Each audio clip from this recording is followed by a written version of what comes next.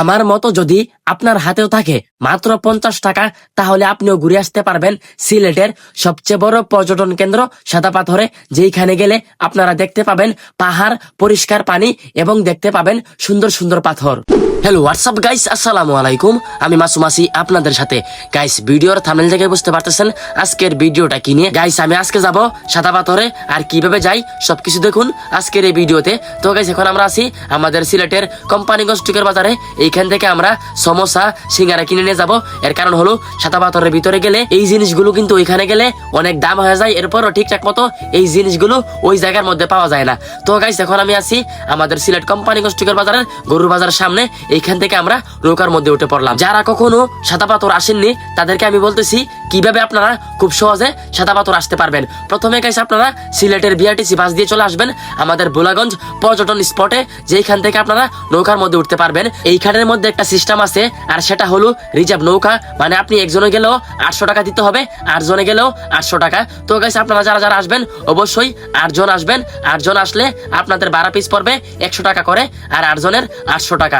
এরপরে আপনারা আসতে পারবেন সাদা পাথর মেইন পর্যটন স্পটে। তো গাইস, এখন আমরা দেখুন চলে আসলাম সাদা পাথর সেই মেইন পর্যটন স্পটে। প্রথমে আপনারা দেখতে পাবেন এইরকম দোকানপাট, যে দোকানগুলোর মধ্যে আপনারা পাবেন ভারতীয় সব পণ্য। আর একটু সামনে গেলে দেখতে পাবেন এইরকম গুড়া, যেখানের মধ্যে আপনারা টাকা দিয়ে গুড়ার মধ্যে উঠতে পারবেন। যারা যারা এখনো সাদা পাথর আসেননি তারা দ্রুত চলে আসুন এই সাদা পাথরে।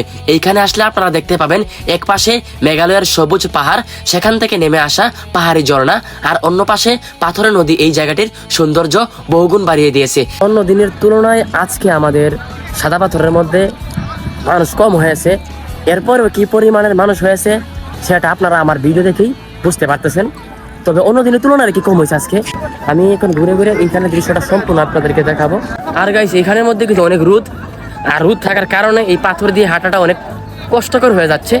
তো আমি এখন পানির মধ্যে নামার চেষ্টা করব, কারণ এইখানে আসার পর কোনো মানুষ এইখানে দাঁড়িয়ে থাকা বা দাঁড়িয়ে থাকতে পারবে না বা বসে থাকতে পারবে না। তার একবার হলে মনে করেন এই পানির মধ্যে নামতেই হবে। এই যে দেখুন সাদা পাথরের যে পানিটা, মূলত এই পানির জন্য মানুষ বাংলাদেশের বিভিন্ন জায়গা থেকে এইখানের মধ্যে আসে, কারণ পানিটা অনেক ঠান্ডা। পানির মধ্যে যদি আপনারা না নামেন তাহলে সাদা পাথরের ফিল সেটা আপনারা কখনই পাবেন না। আমি এখন পানির মধ্যে নামবো। গাইস, আপনারা যারা সাদা পাথর আসবেন তারা এইরকম লকার পাবেন সাদা পাথরের মধ্যে। এইখানের মধ্যে আপনারা চাইলে আপনাদের পার্টস, যেমন কাপড় চোপড়, মানি ব্যাগ সহ মোবাইল ফোন আর কি, এইখানের মধ্যে আপনারা রাখতে পারেন। এইখানের মধ্যে আছে এরকম তালা সিস্টেম, চাবি আপনাকে দিয়ে দিবে, আপনি টাকার বিনিময়ে এখানে রাখতে পারবেন। আর গাইস, আপনারা যারা সাদা পাথর আসবেন অবশ্যই শর্টস জিনিসগুলো পরে আসবেন, এরকম শর্ট প্যান্ট। তো আমি প্রথম অবস্থায় লম্বা প্যান্ট পরেছিলাম, ওই লম্বা প্যান্টের ভিতরে আমি এরকম একটা শর্ট প্যান্ট পরেছি, যার কারণে এখন আমি লম্বা প্যান্টটা খুলে ফেললাম।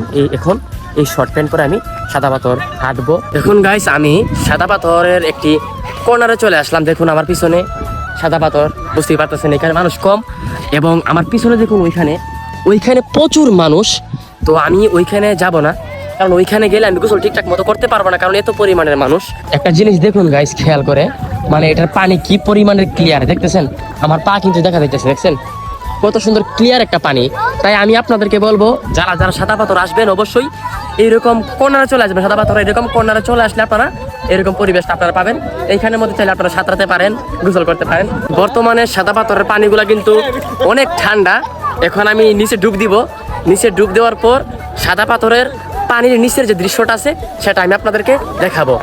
1 2 3 অ্যাকশন।